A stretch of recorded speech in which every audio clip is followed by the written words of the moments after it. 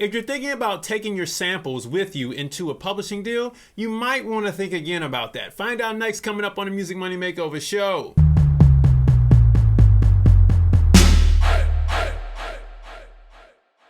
What is going on, everybody? Welcome back to the Music Money Makeover Show. My name is Casey Graham, by the way, and this is Publishing Deals Explained.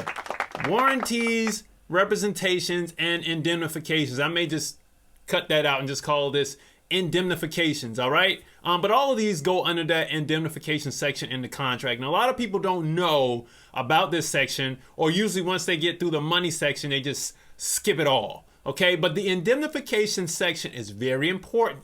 Just like in all the episodes before, I will read you off all of the bullet points and then we'll go through the contract so you can hear how it fits in the contract. All right, let's dig in. All right, so for this first section, check it out. The contract is set up so that the poser can clear that it has the right to assign the rights to the publisher, to sell the rights to the publisher for your advance.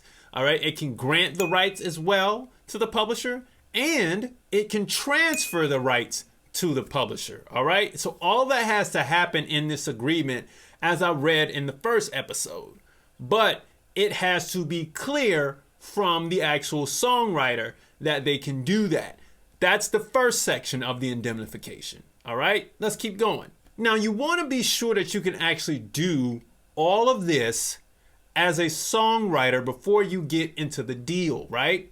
Even if you have sample songs, right, you want to make sure those are cleared on your behalf before you get into the deal, or the publisher will have to do it, or they will just flat out say, no, we won't take any songs that were sampled prior to the deal. Okay, so you want to be sure of that before you hop into the deal. Now, your rights must be free from any claims, any liens, any encumbrances. That just means liens.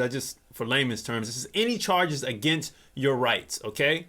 And then also any obligations that you may have. All right. So you want to make sure that all of that is taken care of before, or you want to check on all that before you get into the deal. Now, the copyright must be sample free coming into the deal. Now, we're not talking about after you sign, but coming into the deal, it must be copyright free.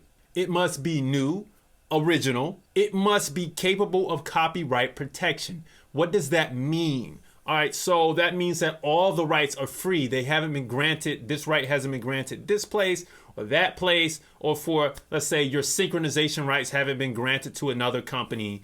They want to know that when you're getting into a 50-50 publishing deal, which is what I'm reading for, they want to be sure that all rights are free and clear of any other claims, okay? That's what's in your indemnification as well. Also, your works must not violate prior contracts, so you can't be in a contract with somebody else and bring it over, okay? It also cannot violate copyrights, all right? That's like sampling illegally and not telling them. It also cannot violate, check this out, rights of privacy. Okay, so putting stuff in your songs that may be of a undisclosed nature, or private matter that should not be made public, things like that. Okay, now they also want to know that the poser has not assigned, sold, have any of the rights encumbered. I know it sounds the same, but it's going to read different in the contract. Okay, have not leased. Lastly, have not taken any action to suppress the actions that the publisher will take against this contract, meaning all the exploitation stuff and the fun stuff that you want them to do. You cannot restrict them in this contract from doing the stuff that you actually want them to do. All right. That's what this indemnification has, but it has much more. Let's keep going. Now, indemnify. I know it's a little late in the program to say, but it's just me. It's a legal jargon to mean protect and to provide protection against something. All right. So check this out. The composer shall hold or shall be responsible for any losses, any damages, any court costs, or anything like that that arises from a violation of the contract on the composer's behalf. All right. Now let's jump into the contract. This is the indemnification section. Composer hereby warrants, represents, covenants, and agrees that composer has the full right, power, and authority to enter into and perform this agreement and to sell, assign, convey, grant, and transfer the composition to publisher and to vest in publisher all the rights herein set forth, free and clear of any and all claims, rights, encumbrances, and obligations whatsoever. The composition was written solely by composer, is new and original, and is capable of copyright protection throughout the universe.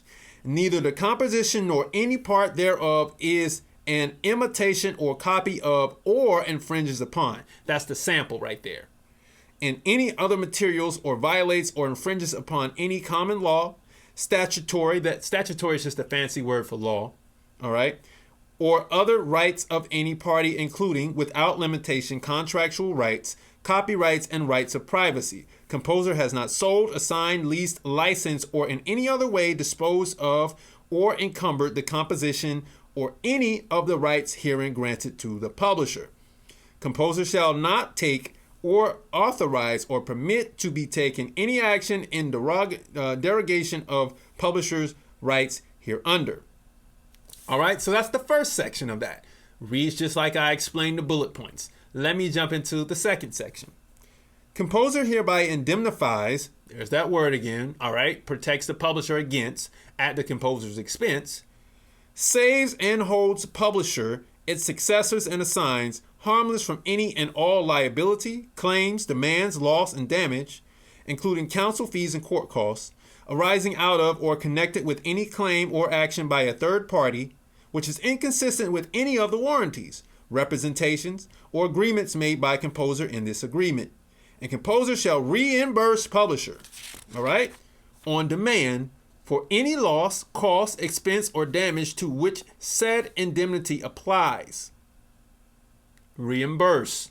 I want you to be clear. So you have to be sure of what you're doing when you're in the studio, all right? If you have 3 or 4 people in the studio with you and they're all writers on the song, great. But then when you have entourage members in there saying, oh, no, man, you should say it like this or do it like that, and they have their input in there, and then they come back when the song comes out and they sue you, you got to watch the people you have around you. You can't be sampling stuff illegally. I mean, sample kits,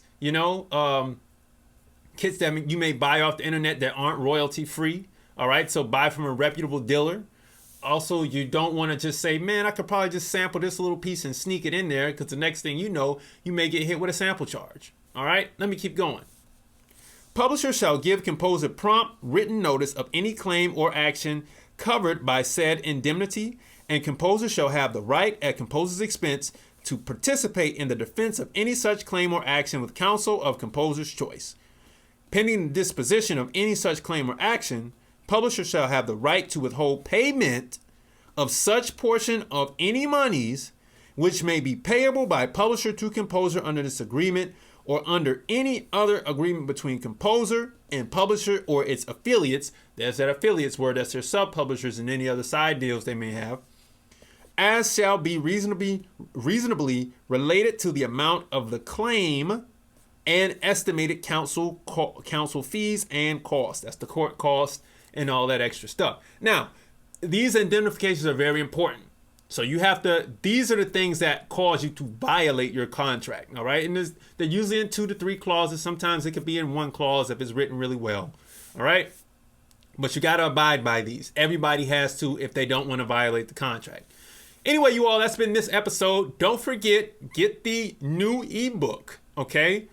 Get the new ebook, all right? The Musician's Guide to Self-Publishing, #1. It's in the link below. And with that, you will get the free profit maximization checklist, all right? It's a couple things you need to do pre and post the release of your project so you can maximize your income. And with that free checklist, together with the ebook, it will explode your business. I'm sure of it. In the book, I go through 32 ways to begin to promote and maximize that money once you have everything and all your ducks in a row from the free checklist. 32 ways to promote your music on the publishing side, not the record side, the publishing side, right? So I'm giving you all this stuff so you can know not only where the money flows from and flows to, but actually, how do you go get that money? It's in the ebook below, the Musician Self-Publishing Guide #1. download it below. I really appreciate it. If you learned something, like, comment, and subscribe below as well. You can hit me up on Instagram and Facebook at Music Money Makeover. All right, I'll see you all next time. Peace.